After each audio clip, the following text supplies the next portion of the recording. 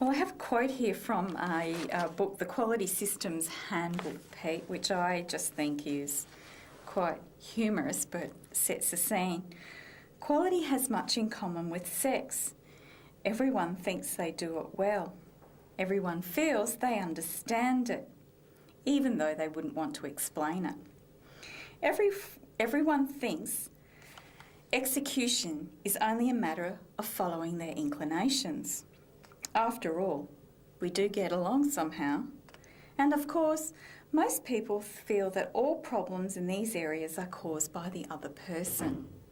And I think that sums up what quality is as such a subjective term. However, I'd like to share with you on the serious side Orquha's definition of quality, and their definition is fitness for purpose, where purpose is to be interpreted broadly to include the mission, goals and objectives, specifications and so on. So for us, that demonstrates our importance on our strategic plan, the corporate plan, the learning and teaching management plan, the research plans. So it's very important that we have some understanding of those as staff of the university and how they apply to us and we apply to them.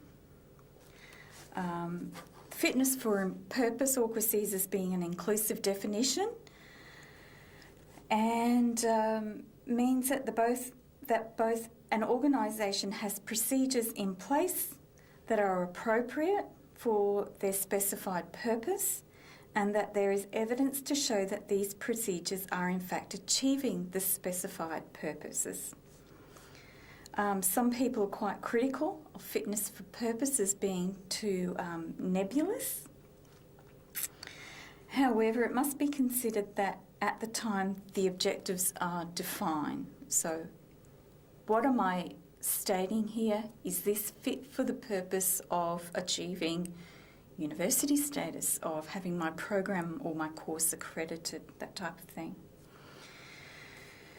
Using the definition fitness for purpose, achieving quality in education involves two steps. The first step is for the institutions to set objectives that embody what is expected and required by both in students, employers, the legislation and the statutes, in addition to responding to broader issues such as the demands arising from characteristic nature of academic activity and rapid development of knowledge.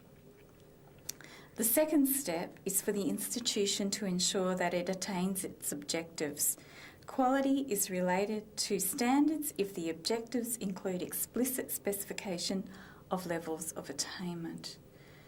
So for us in the forthcoming audit, our fitness for purpose on the broader level at the university is our fitness for purpose to be accredited as a university against the national protocols for higher education approval processes, in our obligations under the AQF and so forth.